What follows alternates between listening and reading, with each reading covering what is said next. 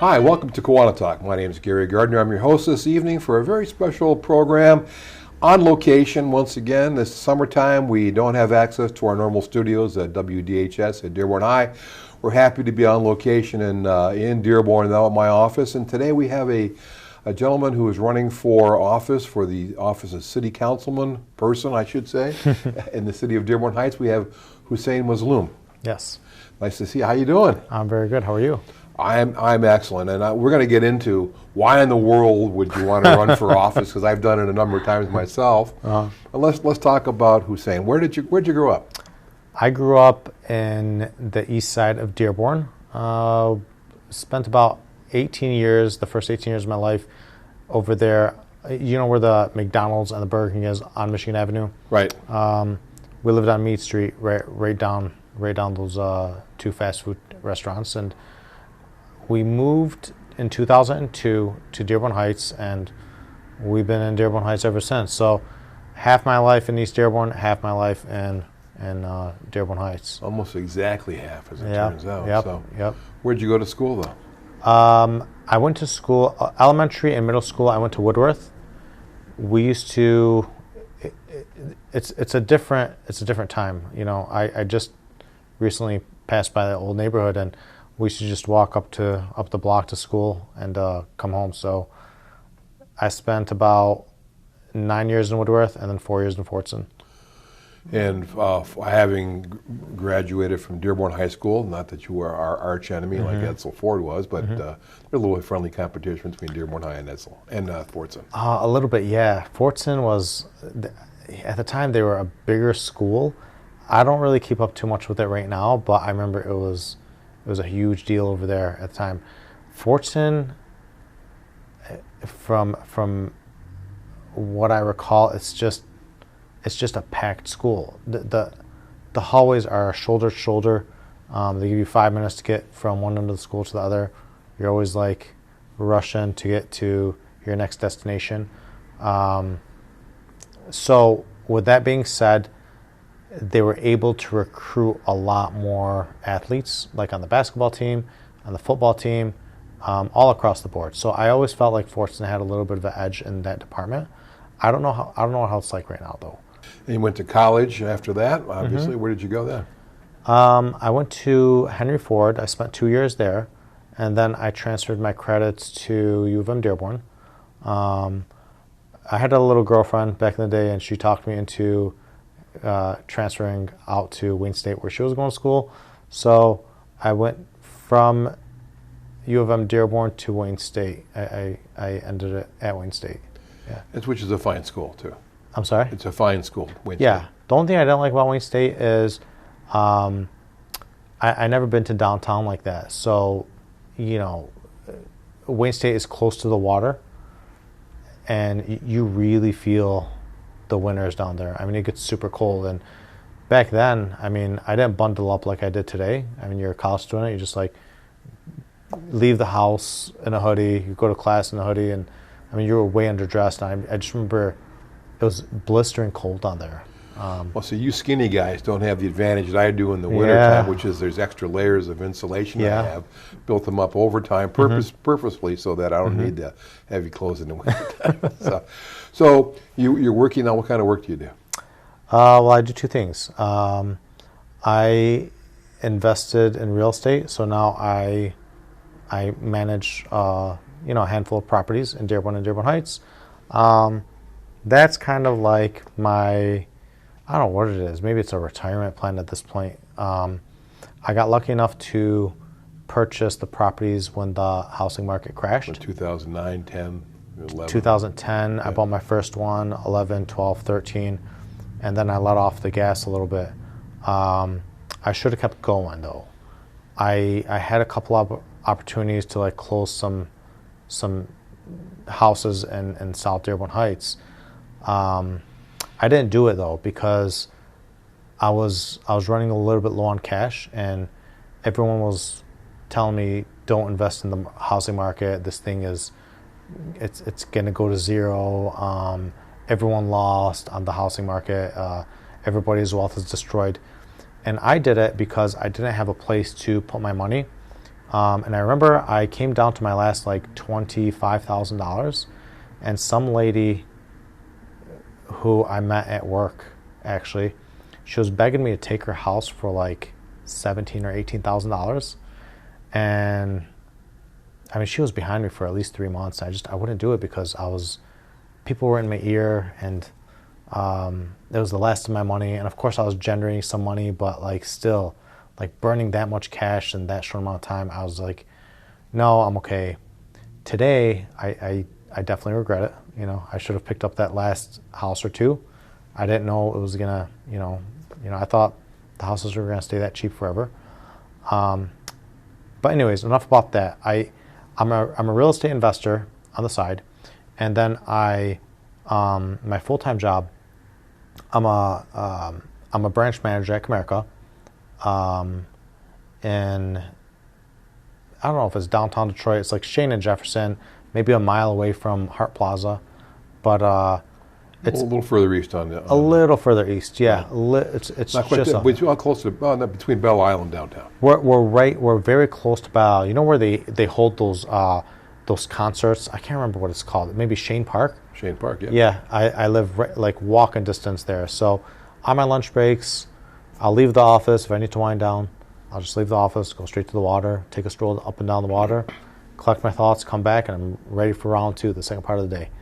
Okay, so I really enjoy what I'm doing. I'm somebody who really looks forward to going into work and working with people. I love just, helping people out. They come to you for all kinds of problems, and you have all kinds of solutions for them. So it's good. The only challenging thing is, you got to manage the staff sometimes. That's the only challenging part about it. But it's all good at the end of the day. It's a part of the daily grind. But something has incited you to run for political office, and having done that a few times myself. What is it that in Dearborn Heights? What is it that says, okay, Hussein, let's go and let's run for city council? What do you see? What was the impetus for you to run for council? My first initial thought, what really sparked it, is my brother is a Dearborn Heights police officer, and he is somebody who spent the majority of his career. Well, both of my brothers, they got into law enforcement at a very young age. I mean, my brother Ali, he entered the sheriff's department at 18. He's still there till today. I think he's about 42 right now. So he's up for retirement in like 5 years, which is kind of cool. I wish I was in those shoes. My other brother Ahmad, he started off at Wayne County, and then he transitioned over to Dearborn Heights. It was a good move for him, in my opinion. He wanted to serve his city. He wanted to serve the city that he was in. The only issue was, how do I say this? I don't think for me, you couldn't pay me enough to do that line of work on that amount of money, I guess. He did it because he loves what he does, and he wanted to serve his city.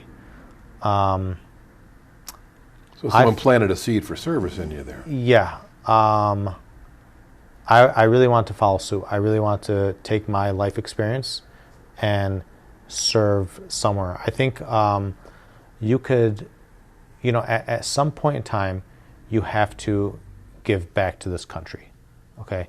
And there's different there's different ways you can give back. One way is you can join like a church or a mosque or like a religious organization, and you can give your time to the to the church or the religious organization. The second way to serve is you can obviously serve your country, which I wish I would have done. Not that I regret college, but like looking back at it, it's something that I wish I would have joined the military somewhere. Where, I don't know, because I don't see like a timeline I could have really done it unless I take college out and then start the military. And the third way is you could run for government. You can run for a seat, and you can give back to the community. You can take your experience, your life experience. You got to ask yourself, do you feel like you're qualified for this position? My answer is yes. I'm very confident in my abilities. I think I bring a lot of experience to the table. And if you ask anyone, nobody will, nobody does this for the money. And since I pulled the petition, everyone asks, why would you want to do that? I just want to give back, So the whole political process is something that it's talk about your experience, like pulling the petition. Mm-hmm.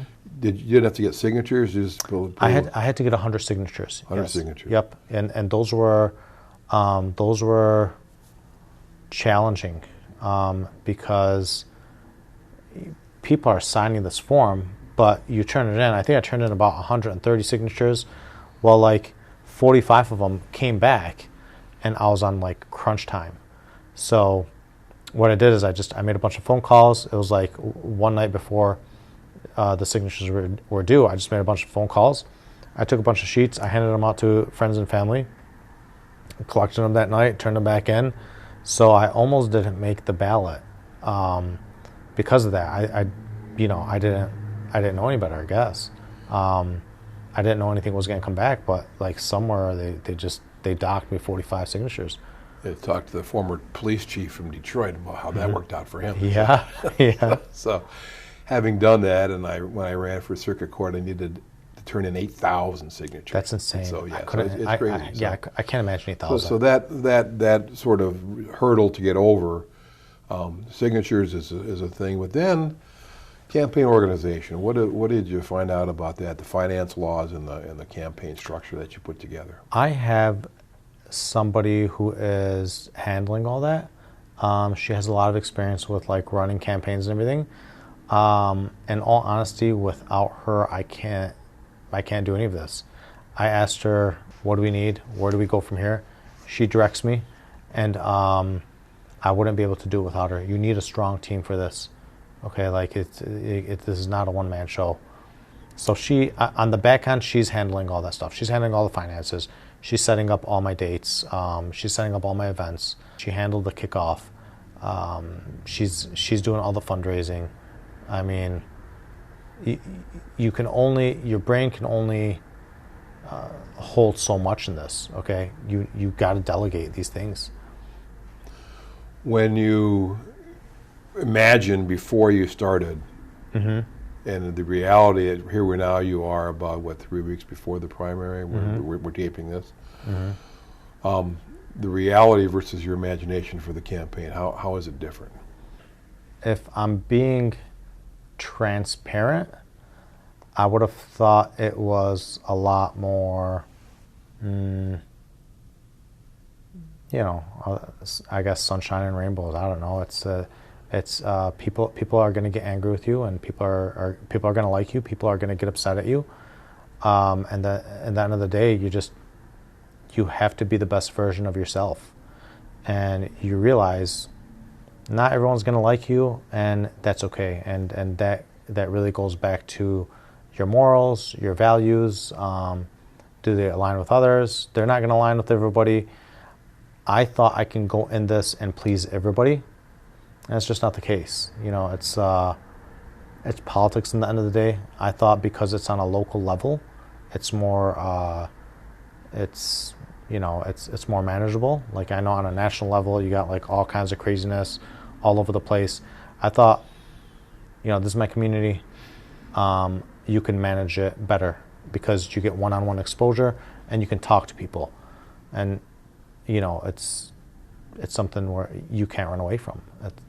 You're going to disappoint people, and people are going to butt heads with you, and then other people are going to love you, and that's just the nature of this game.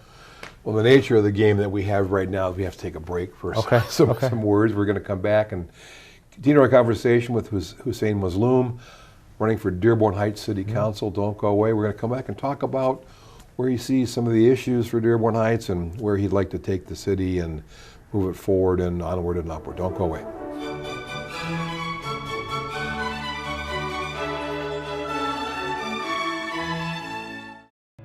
It's easy to get caught up in the details. The day-to-day grind, numb to the noise, going round and round and round. Deep down, there's something missing, a void inside, a hole to fill, a life lacking. Then, in a minute of clarity, it hits you. The aha moment. You're needed. Kids need you. Kids of all kinds. All these funny, rambunctious, sweet, attention-seeking, vulnerable bundles of energy. They need your love and support. Some have huge life hurdles. Poverty, disease, hunger. And they're reaching out for you. Around the corner, around the world. You are a Kiwanian at heart, a role model, a guide, a builder of dreams. Together, we are Kiwanis, passionate and strong, ready to move mountains or grains of sand.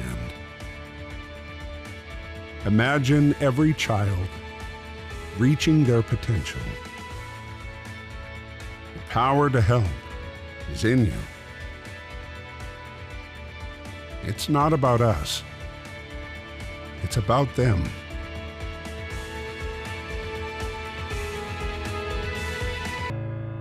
Do you hear the call? Kids need Kiwanis. Kiwanis needs you.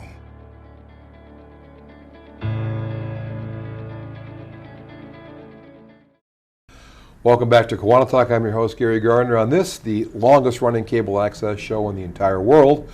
We've been doing this for about over 30 years, and we are very happy to be on location in Dearborn with a candidate for the Dearborn Heights City Council, Mr. Hussein Mazloum. Welcome back to the show. Thank you so much. Thank you. So we talked about before the break the mechanics of the campaign, but what's your vision? What is it that you see that needs attention in Dearborn Heights first, and then once we figure out what it needs, then what's your plans to fix it? So, I mean, there's multiple issues off the top of my head. I mean, you can talk about the flooding that happens in the south end, South Dearborn Heights. I mean, I have investment properties down there. Okay, so I know what they go through. I know what the perception is down there, and it's different than this side of town. It just is. We're all one Dearborn Heights, but over there they're dealing with they're dealing with a whole bunch of flooding. It's not like 1 or 2 inches. It's massive flooding. I mean, we get a little bit of rain, and I mean, the water just comes up and everything gets destroyed in the basement, and furniture gets tossed out. We need to get that fixed. Okay, I mean, It's not a want; it's a need. It's a need, yeah. Okay. Because I mean, I've seen it. I've been a real estate investor for about 13 years now. I've seen it for the last 13 years as a real estate investor. Prior to that, I spent about 3 years working at Crazy Pizza as a delivery driver. So I have a lot of exposure to the South End, and the flooding there is a massive issue. We got to get it fixed, but it falls back on funding. The city they don't have the money there for whatever reason. The city is in a deficit. I think that we need to get out of the deficit.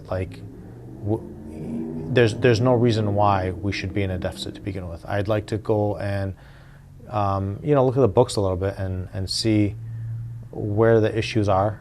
Why I want to understand the balance sheets a little bit, and dissect them and just see where we can improve the budget a little bit more, because I think that we have a wonderful city. It generates a lot of money, but there's parts of Dearborn Heights that we got to improve on.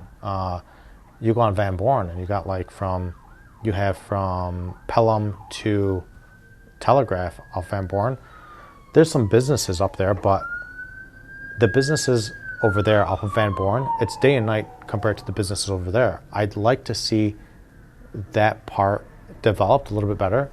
And if we can accomplish that, this is going to be a phenomenal city. It's going to be a very, very well-balanced city. Another thing that I want to see is, I think as I mentioned to you earlier, my brother is a Dearborn Heights police officer, and he's definitely underpaid. Okay, if he didn't have other investments, I don't know how anybody makes a living on that income. It's just ridiculous. You go to Westland. Westland, they have beautiful contracts for the police and the fire over there, and I would like to see Dearborn Heights take a page out of that book and replicate it. Why are they so underpaid? I know the contract is a little bit older. It's from Pletko's days, but it's definitely not keeping up with inflation at all. Okay, so those are the 2 or 3 main things that I'm looking to get in there and tackle. There's always a balancing, though, between taxpayers who Yes. say, I'm paying way too much and not getting enough of services for what I'm paying. And then, like you say, it's not just the employees, but it's the suppliers, it's the contractors, it's everybody, and the costs are going up. And so how does your experience at Comerica as a branch manager, how can you translate some of that experience, plus your own property management experience, how would you translate that to the city council? It's very easy.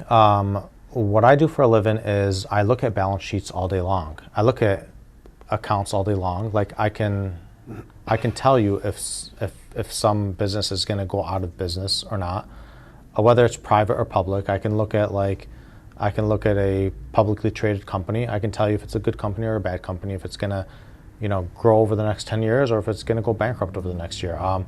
I do this on a daily basis. I'm somebody who understands numbers and balance sheets to the highest level. You cannot stay in business. You cannot operate a business, whether it's real estate or, I don't know, maybe you have like some restaurant somewhere. You can't operate a business if your cash flow isn't right. You have to look at your profit and losses, and you got to make sure there's enough cash on the books for a rainy day. But what I think is happening is all the money that's coming in is getting burnt really quickly because there's so much to cover in such a short amount of time, and that's just a recipe for disaster.